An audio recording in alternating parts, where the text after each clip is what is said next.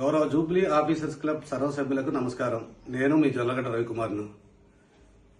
ఇప్పటివరకు రేపు 28 జరగబోయే ఎన్నికకు చాలా ప్రశాంతమైనటువంటి వాతావరణంలో ప్రచారం స్నేహపూర్వకంగా జరుగుతూ ఉంది. కానీ ఎన్నికలు సమీపిస్తూ ఉంటే ఓటమి భయంతో, వాతావరణాన్ని చెడగొట్టే లక్ష్యంతో కొన్ని అసత్యమైనటువంటి వాట్సాప్ మెసేజ్ల్ని ప్రచారంలో పెడతా ఉన్నారు. ఇది సరైన పద్ధతి కాదని నా ఆలోచన.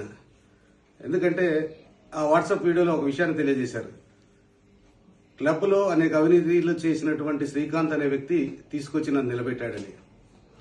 ముందు ఆ అవినీతి ఎక్కడ రిలీజ్ అయింది అనేది ఒకటి ప్రధానమైనటువంటి అంశం. సరే, దాన్ని జోలిపోవద్దు, రేపు ఎన్నికల తర్వాత ఏం జరిగింది ఏంది అని తేలటానికి సిద్ధంగా ఉన్నాం. కానీ నేను మాత్రం ఎవరో తీసుకొచ్చి నిలబెడితే నిలబడే వెన్నెముక వ్యక్తిత్వం లేనటువంటి వ్యక్తిని కాదు.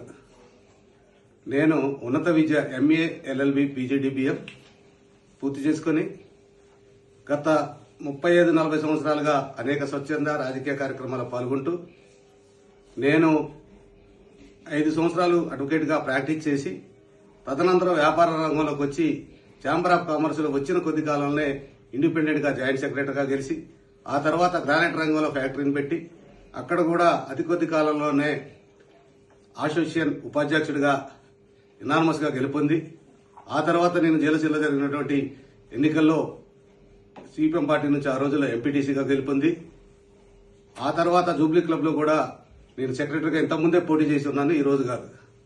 ఇటువంటి వ్యక్తిత్వం ఉన్న నేను ఎవరో తీసుకొచ్చి నిలబెడితే ఇక్కడ నిలబెట్టడం అనేది చాలా అవాస్తవం. దీని విఘ్నులైనటువంటి జూబ్లీ క్లబ్ ప్రజలందరూ గమనించాలి. ఈ ఎన్నికల్లో పోటీ చేసినాక మద్దతు తీసుకోవడం అనేది అనివార్యం. ఇక్కడ ఉన్నటువంటి పరిస్థితుల్లో పోటీలో ఉన్నట్టు ఇద్దరిలో కొంతమంది అటువైపు కొంతమంది ఇటువైపు చేస్తూ ఉన్న తరుణంలో అవతల ఉన్న వ్యక్తులు పడనటువంటి విషయాల్లో కొంతమంది వ్యక్తులు నాకు మద్దతు ఇస్తూ ఉంటారు. ఆ ఇచ్చేటటువంటి వ్యక్తుల మద్దతు గెలిపే లక్ష్యంగా తీసుకోవాల్సినటువంటి అవసరం ఉంటుంది అనేది వాళ్ళకి తెలుసు, మనకి తెలుసు. కానీ దాన్ని వక్రీకరణ చేసి ఏదో చేయాలనే లక్ష్యంతో చేశారు. ఇది చాలా పొరపాటు.